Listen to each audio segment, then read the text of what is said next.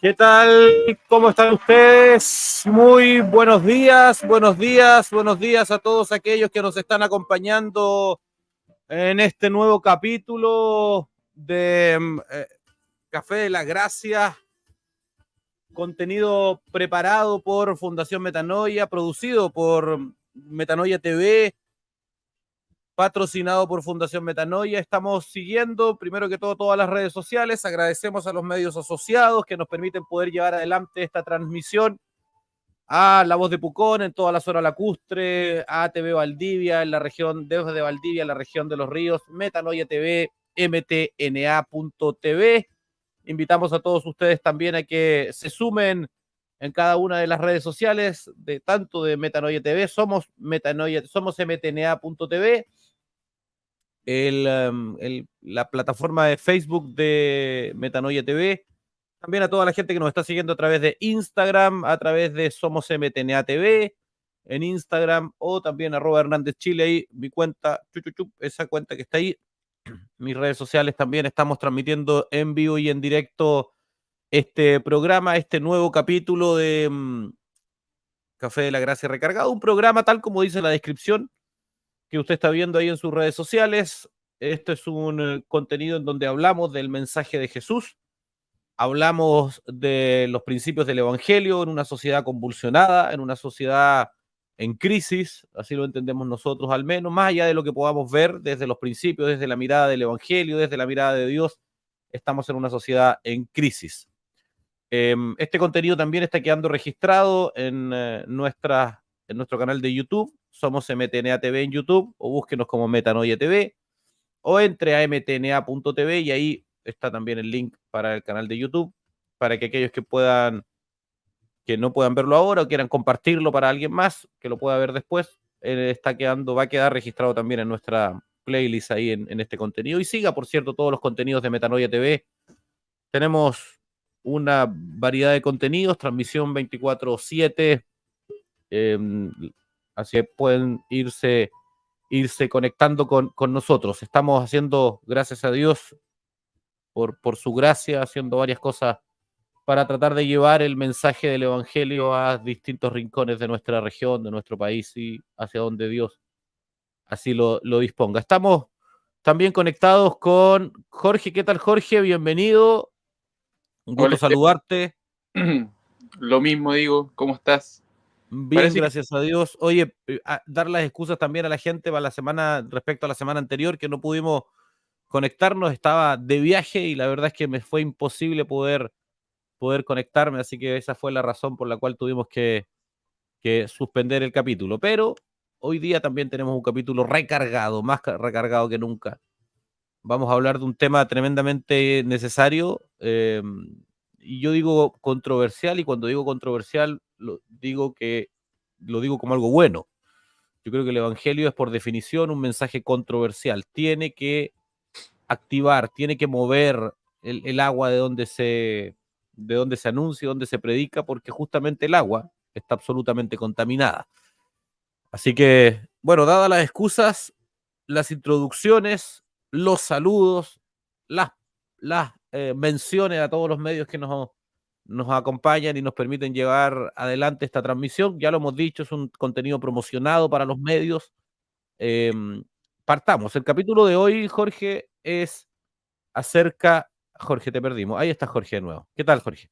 Acá El estoy. capítulo de hoy, Jorge, es sobre la familia, tal como lo dice como el título y la introducción, y esta latente realidad, peligrosa realidad, respecto a cómo la familia está bajo ataque permanente. Y cuando hablamos de la familia, no estamos hablando del vínculo familiar, de las personas propiamente tal, estamos hablando de la institución de la familia, que está bajo ataque y que los principios de este mundo hoy día, los valores y los principios de este mundo eh, están asediándola, ya vivimos en una sociedad en donde se ha reconfigurado la familia, en donde se ha perdido los valores de la familia. Pero antes de entrar en sí al tema, Jorge, quisiera preguntarte cómo lo ves tú, si compartes que verdaderamente estamos bajo un asedio y que la institución familiar está bajo ataque en el mundo actual. Mira, yo creo que no hay ni siquiera que ser creyente para darse cuenta de eso. Evidente que como tú bien dices, o sea, la figura de la familia, el concepto de la familia, este, esto que viene, que nosotros vemos allá en Génesis, que Dios mismo introduce en el mundo, cada vez se ve más lejano, más alejado, más distante en el tiempo, más improbable de que permanezca también en el tiempo.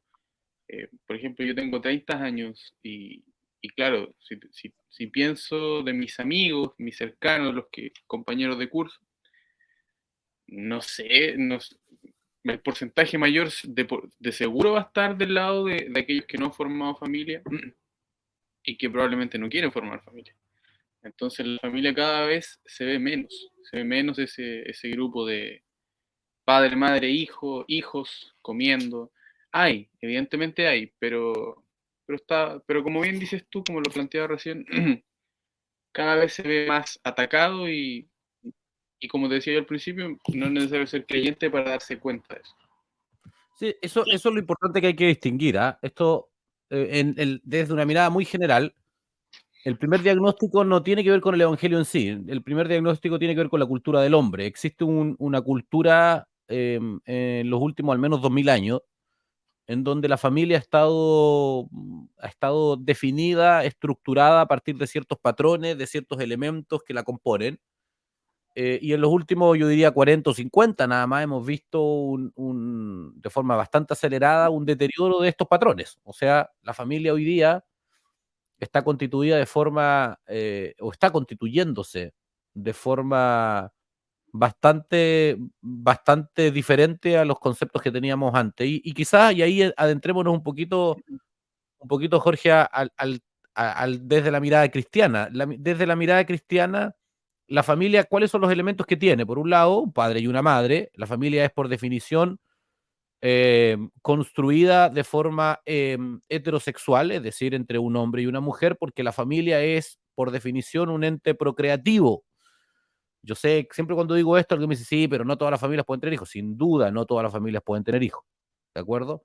Pero de la misma forma, no porque no todos puedan comer, significa que no tenga que haber comida o no tengamos que el resto comer. Hay una normalidad, una construcción objetiva, digamos, eh, que es de una institución llamada familia que tiene estos elementos, un padre, una madre, y ambos en un ejercicio procreativo y reproductivo engendran hijos.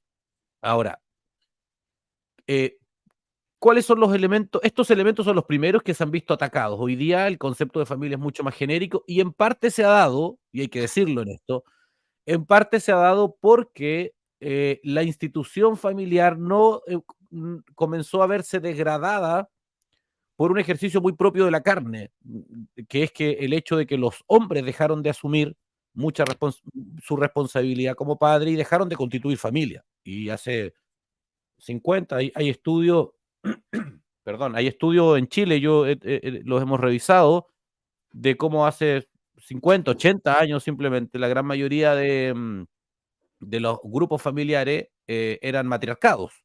Y así ha sido. Hoy día la gran mayoría del grupo familiar es matriarcado porque el hombre ha eludido la responsabilidad, procrea, tiene hijos y en realidad no asume la consecuencia natural, que significa la constitución de familia y el cuidado de los hijos y todo eso, digamos.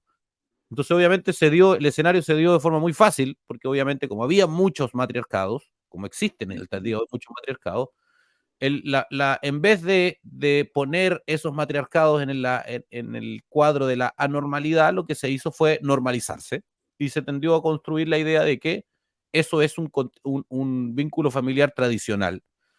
Y tenemos que decirlo con todo el respeto de aquellas madres que han sacado adelante a sus hijos solos, porque sabemos que hay casos así, virtuosos muchos de ellos, pero desde la mirada de Dios este no es el diseño correcto. Desde la mirada de Dios y desde el diseño del Evangelio, evidentemente eso tiene consecuencias, lo va a tener. También hay estudios no cristianos que acreditan esto, de lo importante que es para un niño la figura del padre y de la madre, pero el pecado tiene consecuencias. Jorge, te escucho respecto a este punto. Sí, señalar solo un puntito de los que mencionaste, que, a ver, es evidente que en muchos casos, y, e insisto, en mi generación se ve bastante, que los hombres son cada vez menos hombres. Yo sé que esto que estoy diciendo no es políticamente correcto, pero eh, cada vez el hombre asume menos su rol de hombre, su rol de, a ver, ¿cómo decirlo?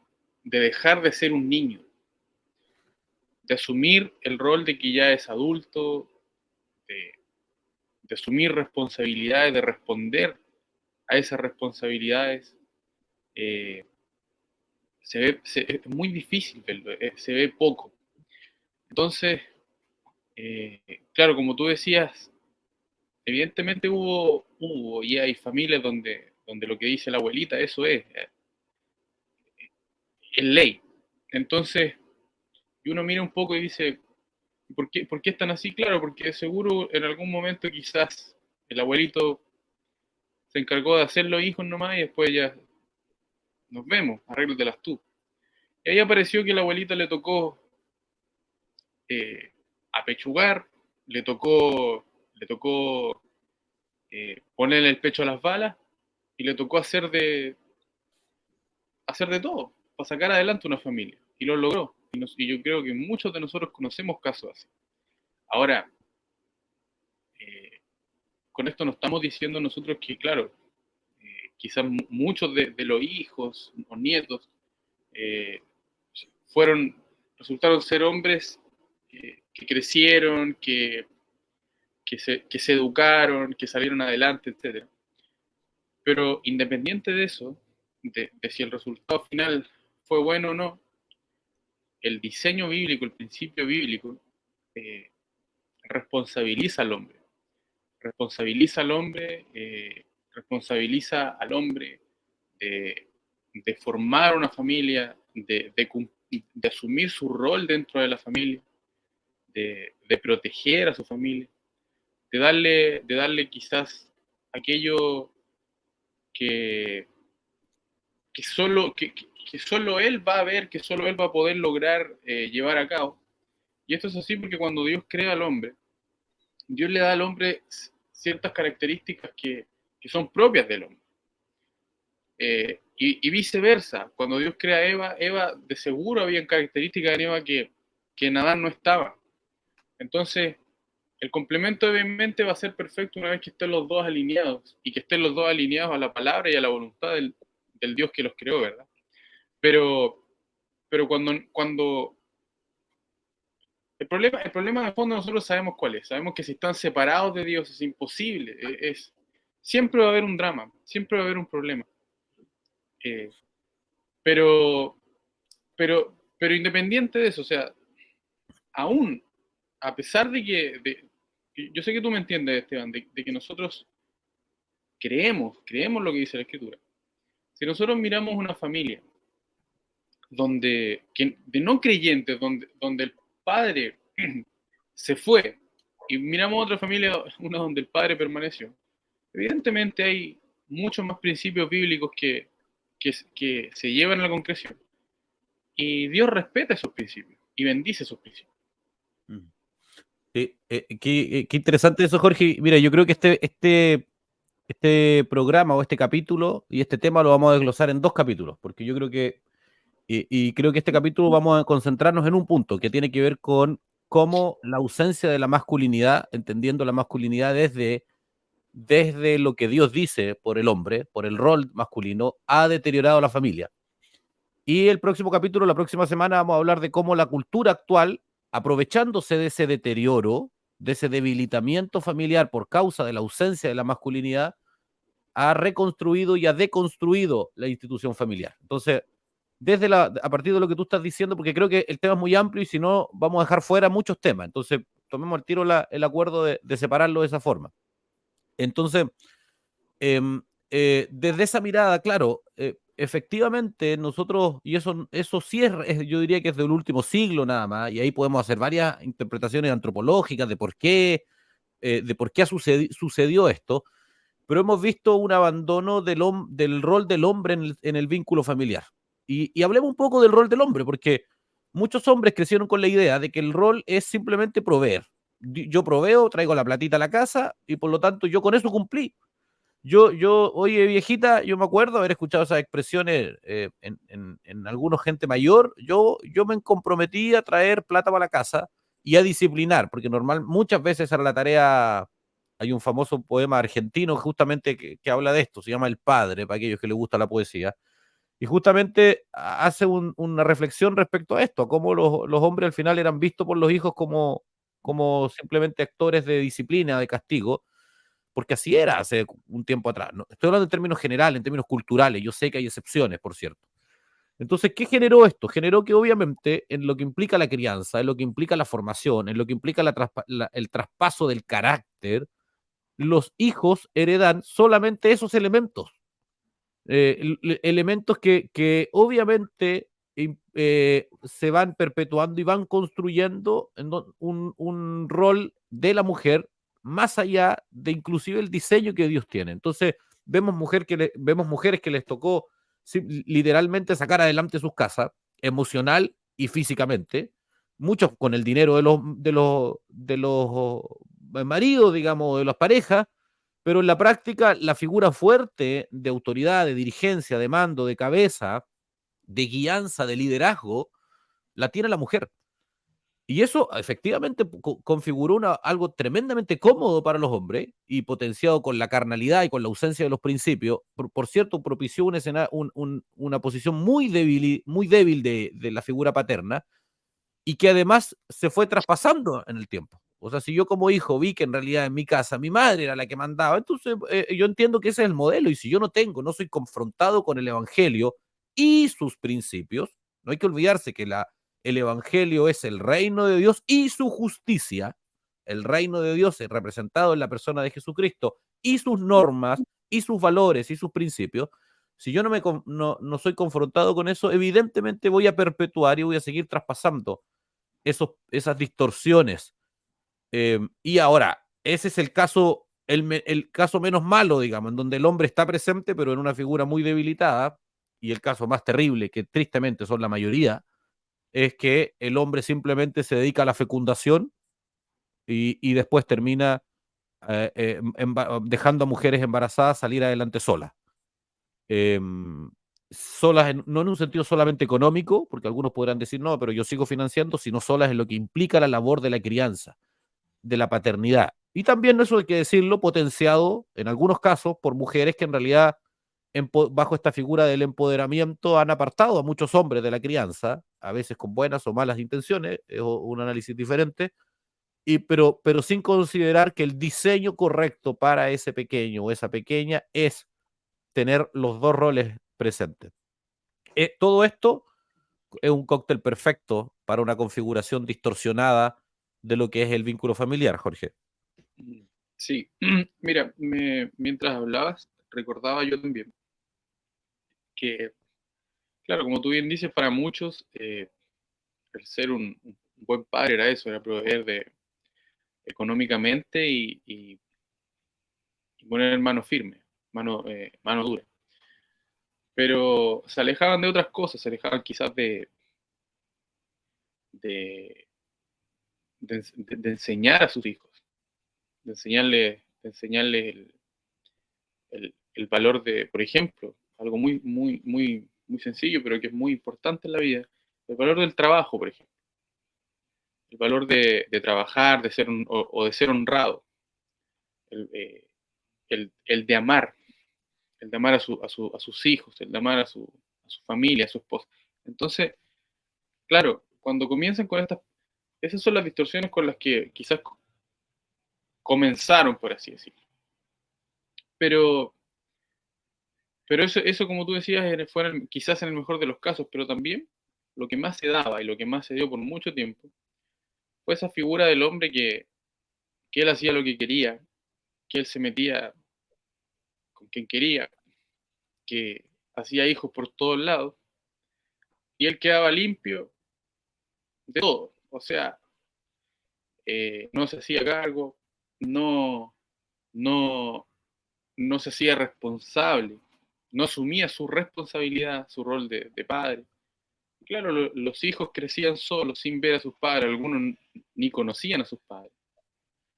Entonces, ahí es donde entra y quiero ser bastante específico a la hora de mencionarlo, porque yo sé que es un tema sensible ahora, que había mucho machismo, lo que evidentemente nosotros como cristianos no vamos a hacer la vista gorda, eso no podemos hacer la vista gorda. El machismo no es algo que, que esté bien. O sea, esa idea, esa figura de que el hombre hace lo que quiere, se mete con quien quiere y después él sigue viviendo su vida, esa no es la figura bíblica, esa no es para nada el, el principio, no es el principio bíblico. Entonces, por ejemplo, hay un versículo que dice, maridos amen a sus esposas como Cristo amó a la iglesia. Entonces, Y se entregó a sí mismo por ella, termina. imagínate.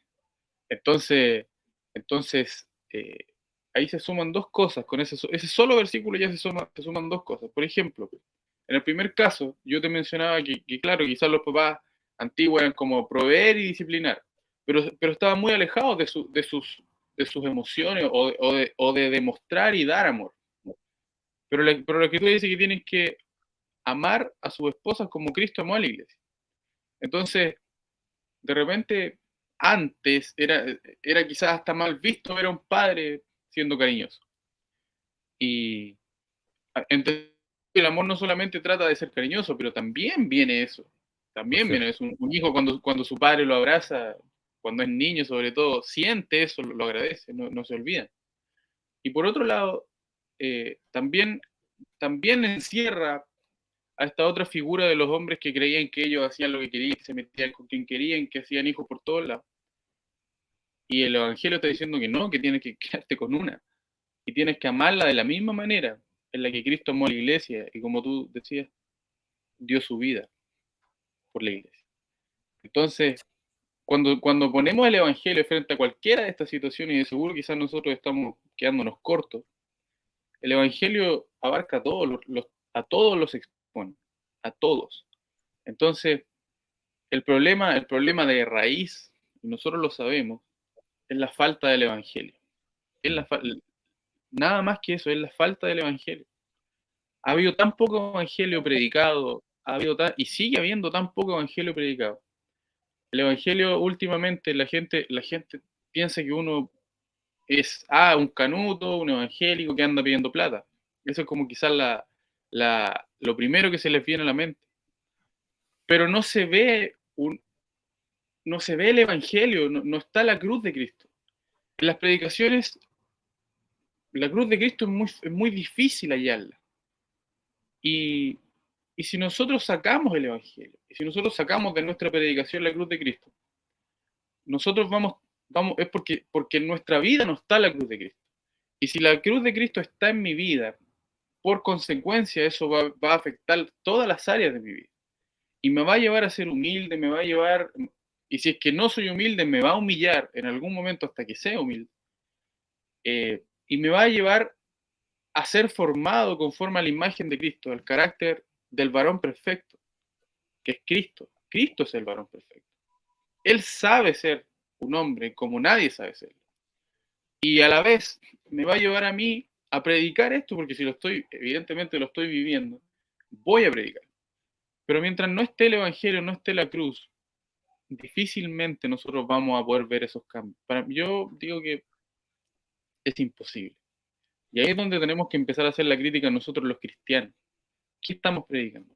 Sí. O sea, en el fondo ese es tú lo has descrito muy bien, Jorge, ese es el centro del problema.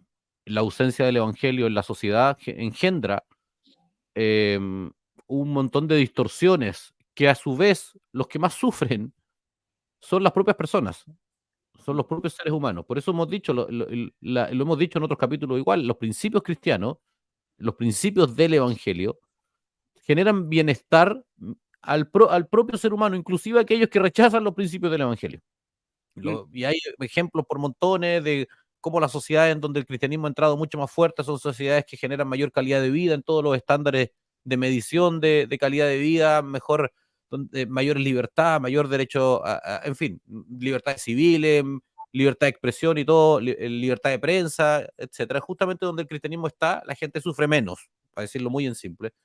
Y lo vemos también en algo tan íntimo, tan importante como es la familia. Ahora, Jorge, lamentablemente el tiempo pasa volando y antes de ir a la pregunta de la semana, quiero leer algunos comentarios. Dice Ángel, buen día, hermano, saludos desde la República Villa Alemana, saludos.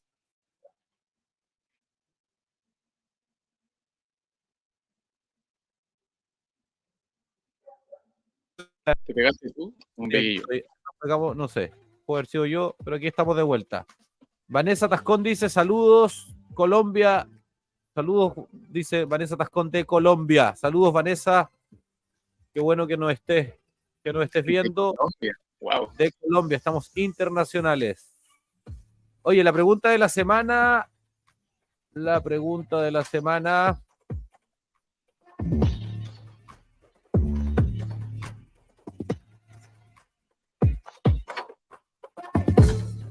la semana del día de hoy. ¿Por qué es importante la familia? ¿Por qué la familia es tan importante en una sociedad? ¿Por qué es tan gravitante la familia en un grupo humano? ¿Por qué simplemente no nos agrupamos de otra forma? Jorge, te escucho. Lanza primero tú. No, dale tú.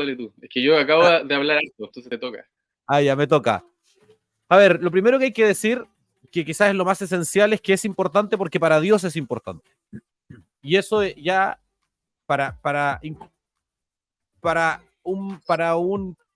una sociedad que considera a Dios, yo sé que estoy siendo muy optimista en decirlo, ya ese solo elemento es suficiente. ¿Por qué? Porque Dios sabe más que nosotros, dicho en términos muy simples. Y si para Él es importante, es para nosotros. Ahora, ¿qué es lo que sabemos hoy día en hechos concretos? Es que la familia es el núcleo de la sociedad, porque es donde se engendra la vida primeramente, donde se inician los actores sociales, es decir, los miembros de esa sociedad, pero es también en donde se forman los miembros de esa sociedad. Y porque además no existe otra institución, no existe otro grupo de personas que tenga la capacidad de resguardar, de proteger la vida, los derechos de los menores con la eficiencia y con la eficacia que tiene el vínculo familiar. Estoy hablando solo desde una mirada puramente social, ¿de acuerdo? Ejemplos tenemos por montones, el Estado tratando de socorrer al desamparado y a los menores han sido un fiasco en todas partes del mundo. Las grandes instituciones religiosas, el catolicismo, el mundo evangélico también lo ha hecho, tratando de amparar, de ninguna forma lo han hecho mejor que lo que es la institución de la familia. También ejemplos tristes tenemos en todos los casos. Entonces la familia es el fundamento de cualquier grupo social y por consecuencia una alteración de esa institución genera una alteración del grupo social en el largo plazo. Ahora, eso es desde una mirada puramente social.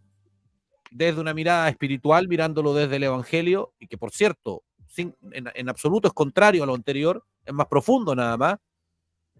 La familia es por definición la primera iglesia el primer espacio en donde se predica el Evangelio. Es el espacio de mayor oportunidad para que los niños que vienen separados de Dios puedan encontrarse con su Salvador y ser rescatados de su condición.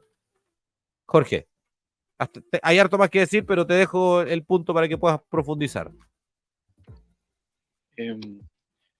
Sí, yo creo que lo que me quiero sumar, no quiero repetir, quiero sumarme a lo que tú estás diciendo y solamente agregar que la familia, nosotros encontramos el concepto de la familia, lo encontramos en la escritura en Génesis.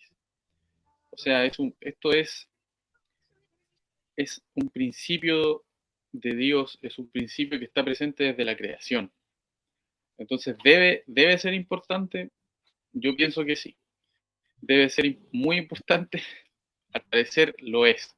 Porque si está ahí, en el momento en que Dios crea todo,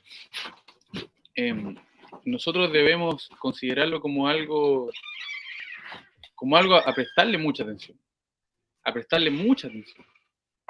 Y nosotros, los que conocemos el Evangelio, hemos visto que Dios respalda sus principios.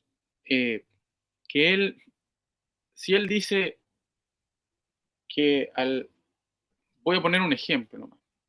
Él dice, el que se levanta a las 6 de la mañana va a tener almuerzo todos los días,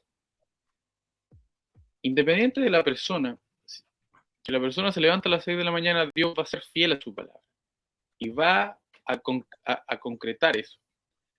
Entonces, si Dios pone la familia, y ahora lo quiero dar un poquito vuelta, quiero darlo vuelta, porque yo sé que la gente cree, la gente que no cree, cuando oye esto piensa, claro, estos cristianos nos quieren imponer su pensamiento, nos quieren imponer su visión, su cosmovisión, etc. Pero la verdad no es así. La verdad es que Dios, en el principio, Él introdujo la familia. Y lo que realmente está ocurriendo es que hoy el ser humano hoy día y a lo largo de la historia ha querido atacar todo aquello que Dios ya estableció. Y aquí estamos viéndolo con la familia, particularmente con la familia. Y lo que ocurre es que de todos los ángulos posibles van a atacar la familia. Únicamente porque es un principio de Dios, es un diseño de Dios. El tema es que mientras más ataquen la familia y más se alejen de la familia, más alejados van a estar de los principios de Dios y del respaldo de Dios. Cada vez se van a alejar más y más y más y más y más. Y eso es lo que nosotros vemos hoy día en la sociedad. Lo vemos, es así, es evidente que es así. Y cuando nosotros los cristianos hablamos de la familia, lo hablamos desde ese punto de vista, entendiendo primeramente que es algo que Dios introdujo, es algo que Dios respalda. Y si Dios dice que es bueno, entonces es bueno. Nosotros eso lo creemos, pero también en la práctica, en el día a día, se ve que es bueno. Entonces, si es que nosotros sacamos estos principios creacionales que Dios puso ahí, evidentemente se va a ir, pero todo a cualquier lugar. Todo se va a desmoronar. No se puede construir sobre una base que no sea la base que Dios ya puso. Es construir sobre la arena. Es construir es hacer un castillo en el aire. Por eso pasa lo que pasa, por eso vemos lo que vemos, y por eso el mundo está como está y la sociedad, de alguna manera, en este tema específico de la familia, se ve cada vez más perdido, más confundido, es cada vez mayor la distorsión que hay, es como que cada vez se alejan más y más y más. Y es curioso que sea precisamente se ataquen tanto a la familia. Y si nosotros miramos, con esto termino, la familia es sumamente importante, porque la iglesia es la familia de Dios. La familia es figura de la iglesia. Y Dios ama a la iglesia. Cristo ama a la iglesia. Cristo amó tanto a la iglesia que puso su vida por la iglesia. Entonces me parece a mí que por ahí va. Me parece que por ahí va. La familia es sumamente, sumamente importante. Una sociedad no se construye sin una familia. Exacto. Mira, Vanessa dice, para agregar, Vanessa dice es el modelo de Dios, exactamente. Y Cecilia agrega algo acá. Cecilia, saludamos a Cecilia Yancafil, igual que está siguiendo esta transmisión. Dice, la familia es fundamental para la formación de modelos éticos y morales hacia la sociedad. Efectivamente. Y por eso es tan importante, y lo vamos a ver en el capítulo siguiente, cómo la sociedad está deformando la familia, deconstruyéndola, y además, en forma paralela, digamos, está deconstruyendo los valores que configuran y que se transmiten en las familias. Hace poquito en mis redes, no ha salido todavía, pero va a salir pronto un reel sobre cómo tuve la experiencia de ir a un cine y es impresionante. Hace 10 años había muchas más opciones. Hoy día es increíble cómo cada vez hay menos contenidos que no transgredan de forma tan flagrante, que no sean elementos propagandísticos contrarios al evangelio, porque evidentemente uno no espera en una película que te prediquen el evangelio, pero que al menos no se transformen en propagandas en contra del evangelio. ¿Me entiendes? Y hoy día es cada vez más difícil encontrar eso, cada vez está más presente. Pero la familia es el último bastión de protección de los valores, de la ética, de la rectitud, y que define además la sociedad. Por esa razón, cuando tú atacas la familia, reconfigura los valores que se enseñan en la familia, en el mediano plazo reconfigura la sociedad. Vamos a hablar de esto en el capítulo siguiente. Mira, y Ángel dice, agrega algo más, dice, Ángel, hay una frase que dice familia sana, iglesia sana, yo le agrego algo más, familia sana, iglesia sana, sociedad sana. Vemos hoy día una sociedad enferma, innegable, que es así. Nadie podría decir que no vivimos en una sociedad en crisis, con conflictos morales, éticos profundos, con niveles y que además se manifiestan en todo nivel de la sociedad, corrupción en la política, fraudes en el mundo empresarial, colusiones, delincuencia aumentada, y en parte si empezamos a bajar usando esta misma lógica, este mismo silogismo, digamos, en parte es que porque la iglesia no está sana, porque evidentemente la iglesia, como tú bien decías, Jorge, dejó de cumplir su rol de predicar el evangelio, que es la única verdad suficiente, el único mensaje suficiente de servir como vara moral para una sociedad corrompida. Y la iglesia dejó de anunciar esto, dejó de defender los valores, se escondió atrás de cuatro paredes, comiéndose, voy a usar esta expresión, yo sé que es bastante informal, pero se comió un discurso demoníaco, engañoso, filosófico, de asumir que la fe es un asunto privado y subjetivo y que por consecuencia no debe defenderse en el mundo público, y se encerró, y obviamente eso generó que el evangelio y sus valores dejaron de estar presentes en los círculos públicos, en los grupos sociales de influencia sobre todo. Ahora, y creo que si uno va más atrás, una de las razones de por qué la iglesia cayó con facilidad en este ardid, en este engaño, es porque las familias también se han visto degradadas. Y yo voy más atrás también, es porque el rol masculino, el hombre, la función masculina se deterioró, se degradó por el pecado, por la cultura y por la carne, por la influencia propia de la carne, porque la debilidad, los hombres débiles para esos mismos hombres es una posición muy cómoda. Entonces vemos una crisis que parte desde su simiente, desde sus fundamentos, y que genera un montón de consecuencias. Ahora, ¿es posible corregirlo?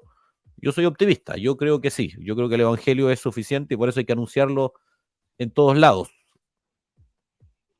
Jorge, ¿algo más que agregar respecto a la pregunta? No, estoy listo. Esa música ya nos anticipa.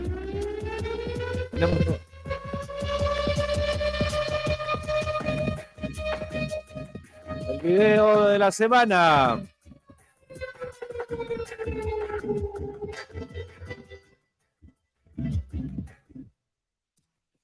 Cualquier color el video de la semana. El video de esta semana es un video diferente, es un video que nos invita a la reflexión, es un video que no denuncia, en parte sí, quizás igual, yo creo que el evangelio en sí denuncia, pero veámoslo y después lo comentamos, Jorge. And God can use that young man to change the world. Espérenme, ahora We sí, need soldiers. We need young men willing to die, because I want you to know that in this world today, all over the world, there are young men your age in prison who will die but will not back up. Not because they have muscles and can deadlift 405 pounds. It's because they love Christ and Christ loves them. And some of you young men need a kick in the pants. You need to stop being babied. While the world is about to tear us apart, we can't even decide what bathroom to go in. We need men. We need men. And know this, although there's just, compared to the population of the world, there's just a few young men here. God doesn't even need all the young men here. Just give me one. And God can use that young man to change the world. He can use that young man to change the world.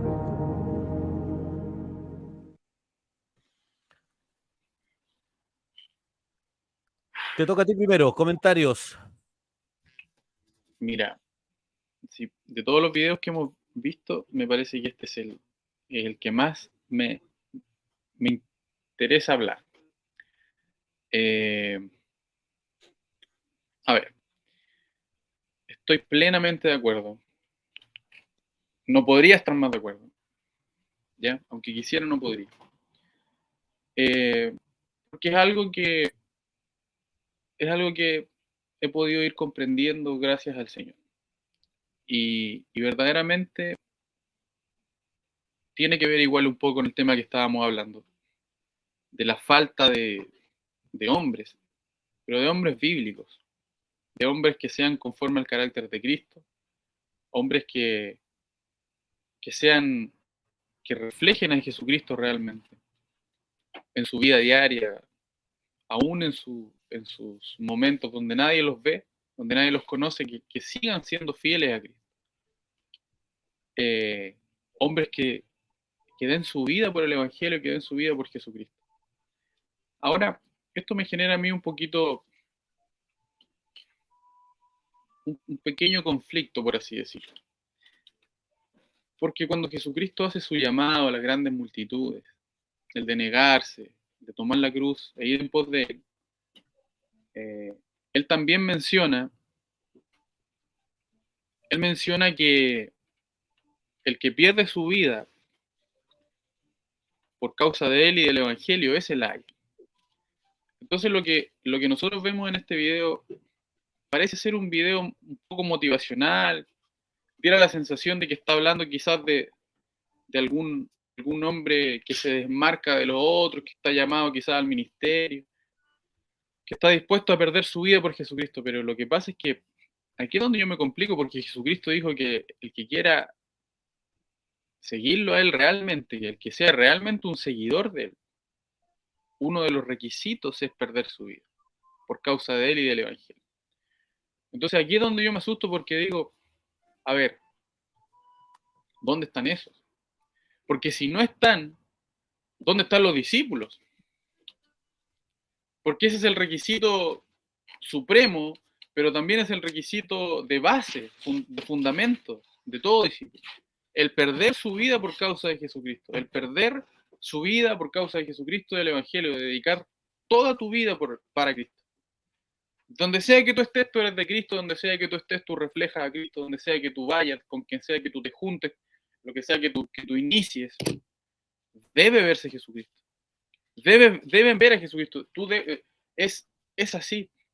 Entonces, yo estoy plenamente de acuerdo con el video. Pero insisto, me preocupa que de repente se pueda asumir que esto solamente está reservado para algunos hombres, para hombres quizás diferentes. No. Este llamado me parece a mí que es mayor y debiese ser para todos los que un día recibimos el llamado del Señor Jesucristo.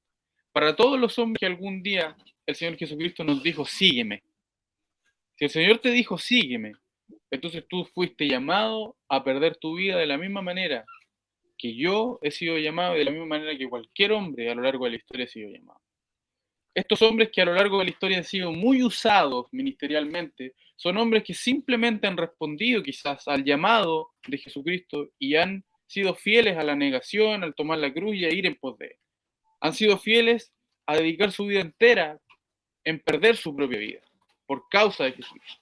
Entonces, insisto, me parece que estoy plenamente de acuerdo, pero no sé si realmente estamos entendiendo un poco este llamado. No sé si realmente estamos entendiendo que este llamado es para todos. Y quiero cerrar con esto único. Yo también sé que cuando uno ve estos videos, uno como que le da coraje, le da valentía, le da ánimo, uno dice, yo quisiera ser así. Pero hermanos, consideren esto. Ser un hombre así no es ser un hombre valiente, no es ser un hombre fuerte, no es ser un hombre grande. Es ser un hombre humilde al punto de ser igual o seguir estas pisadas de Jesucristo, como cuando Él dijo que Él no había descendido del cielo no para hacer su voluntad, sino la voluntad del que le envió. Un hombre que es así como el que dice el video. Dame un joven que sea así. Bueno, ese joven tiene que entender que Él murió. Que Él no, que nada de Él va a servir. Y que aquí no se trata de su valentía, de su osadía, de lo bien que Él hable, de los idiomas que... No se trata de eso. Se trata de estar tan consciente de su pobreza, tan consciente de su incapacidad y de su necesidad, que es tan débil, que corre a Cristo y se fortalece en Cristo y depende de la gracia de Cristo todos los días de su vida. Porque esto no es un llamado a ser grande, a ser poderoso, a denunciar, a que te vean, a que te digan que eres valiente, no. Este es un llamado a morir y a morir cada día. Eso, hermano. Sí. Yo creo que a ver, tenemos una confusión instalada y este video de alguna forma nos permite denunciarla. Tenemos una confusión que está muy instalada en el mundo cristiano. Quizás para la gente que no es cristiano esto no le va a hacer mucho sentido, ¿eh? Pero tenemos la confusión instalada de creer que los imperativos bíblicos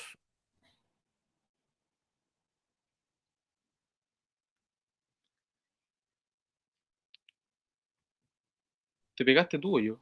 no, parece que fui yo. Estoy de vuelta. Decía, retomo, creer que los imperativos, es decir, los mandatos bíblicos de entrega, de negación, de perder la vida y todo eso, corresponden a un escalafón superior de la vida cristiana. Que los beneficios bíblicos, la salvación, la redención, los beneficios que la cruz nos entrega. Al punto que se ha creado una idea cultural muy aceptada de asumir que el cristianismo, que ser cristiano o ser hijo de Dios es distinto que ser discípulo de Jesús. Entonces tenemos los cristianos y tenemos, que son la gran mayoría de los seres humanos cristianos, digo, gran mayoría de los creyentes, quiero decir, y tenemos los discípulos, que son aquellos que de verdad han asumido un compromiso sincero, intenso, absoluto, mayor, profundo con Cristo. Los dos van a gozar de los mismos beneficios, pero sin embargo unos entregan más que otros. Bueno, esa idea es un engaño que viene del mismo infierno. La evidencia bíblica, hay muchas formas de argumentar bíblicamente lo que estoy diciendo, pero quizás la más significativa es cuando el propio Jesús dice que va a llegar un día en que llegarán muchos delante de él diciendo que hicieron muchas cosas, pero en realidad sus vidas nunca fueron transformadas. Y Jesús les dirá, apartados de mí, nunca os conocí, hacedores de maldad. O apartados de mí, hacedores de maldad, nunca os conocí. Esa es la cita literal. Entonces, la vida cristiana es esencialmente una vida de negación y de pérdida de la carne, de este mundo, de los valores de este mundo, porque todos ellos son los que hicieron necesario que el cuerpo de Jesús fuese molido por la ira de Dios en la cruz del Calvario. Mientras no entendamos eso, es difícil que podamos vivir en correcta dimensión lo que significa el cristianismo y la vida la vida en Cristo, porque ser discípulo de Jesús es lo mismo que ser creyente. Yo no puedo creer en Jesús y no ser su discípulo. Jesús solo se relaciona con discípulos, y los discípulos, según palabra del propio Jesús, tú bien lo citaste, Jorge, implica perder la vida. Ahora, para ir ya cerrando, quiero vincular esto con la presentación del libro. Mira, lo tengo bien marcado porque es un libro muy A ver, dame un segundo. Te voy a sacar un poco, Jorge, en pantalla ahí sí, para que la gente pueda verlo mejor.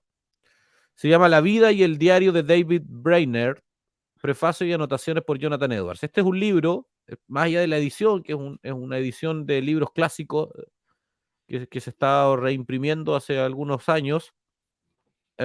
Más allá de esa edición, este es un libro que es una edición muy libre, muy linda, lo recomiendo que la gente que le gusta la lectura, se llama Biblioteca de Clásicos Cristianos, es con empastados especiales, con tapas de cuero, etc.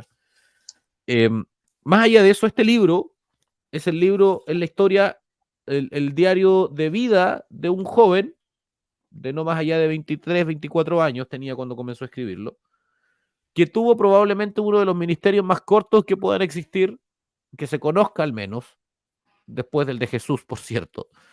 Su ministerio no fue más allá de 4 o 5 años, pero fue absolutamente localizado. Su ministerio estaba enfocado exclusivamente en las comunidades de pieles rojas, de indios de pieles rojas si no me equivoco, es el oeste norteamericano. Puedo estar confundido geográficamente en qué parte del territorio americano estaba. Esto fue en el 1800 aproximadamente. Y él sintió un llamado muy profundo a predicar acá y escribió un diario sobre su experiencia. Este hombre vivió muy poco, 4 años, 5 años, y después se enfermó y murió. Pero su libro estaba vinculado al famoso predicador Jonathan Edwards, estaba relacionado con él, y el diario de él fue publicado después de su muerte. Y ha sido considerado este libro y el diario y la historia de este hombre, de este joven además, ha sido considerado uno de los libros más influyentes en la historia cristiana. Y esto otra vez nos hace reflexionar de cómo Dios hace las cosas.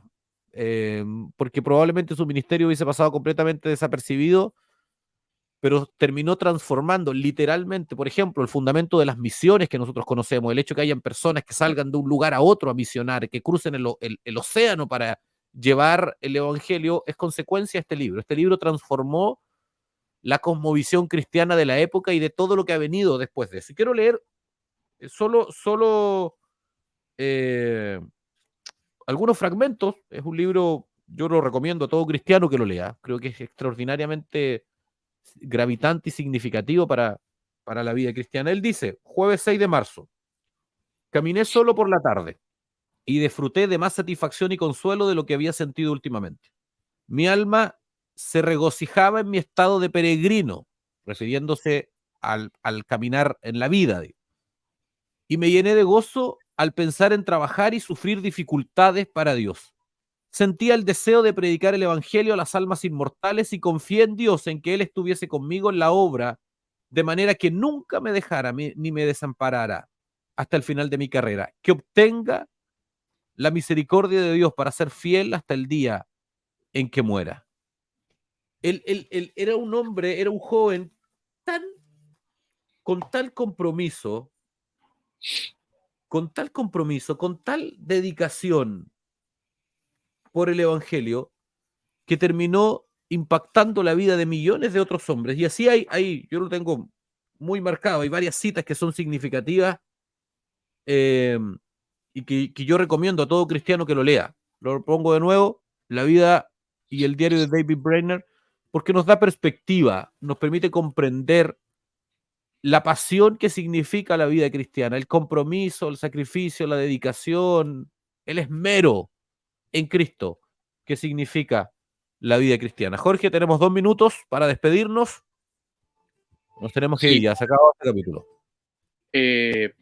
Hermano, te quería contar a modo anécdota, que yo ese libro lo estaba buscando no sabes cuánto tiempo. De hecho, hace poquito anduve en Santiago, fui a una librería y me dijeron el último se lo llevaron ayer en la tarde sí, ayer en la tarde, así. Y está muy difícil encontrarlo, así que me parece que es una bendición. Y sí, y mientras tú leías la cita, solo para terminar, me parece a mí que se ve que es un hombre que está consciente de su debilidad y su necesidad del Señor. Que el Señor nos guíe a estar conscientes de ello también. Porque si somos sinceros, Él salvó ha salvado a los más viles pecadores. Y Él ha usado a esos mismos hombres para llevar el Evangelio al lugar donde nunca se pensó. Eso no es que no está la gracia en el hombre, la gracia es de Dios y fluye a través de hombres que necesitamos de su gracia cada día. Un abrazo a todos, hermanos. Un gusto hacer este programa y espero que nos veamos el próximo jueves. Así es. Gracias, Jorge. Bueno, yo me despido también. Muchas gracias a todos ustedes por acompañarnos. Los dejamos con un video para invitarles a apoyar el trabajo de Fundación Metanoia. El próximo jueves seguimos hablando del Evangelio y sus principios. Dios les bendiga. Chao, chao. ¿Qué significa ser luz? La luz aniquila todo rastro de tinieblas. Cuando enciendes la luz, las tinieblas retroceden y la luz gobierna. Cuando hay tinieblas, nadie ve quién eres ni qué haces. La luz avanza rápido, muy rápido. Cuando llega la luz, todo queda expuesto. Solo con luz puedes ver el camino. Sin luz, te caes, te duele, te golpeas, te pierdes y te condenas. Por eso, en Fundación Metanoia, amamos la luz, porque la luz cambia a las personas. Metanoia es luz. ¿Quieres ser luz junto a nosotros? Hazte socio. Fundación Metanoia.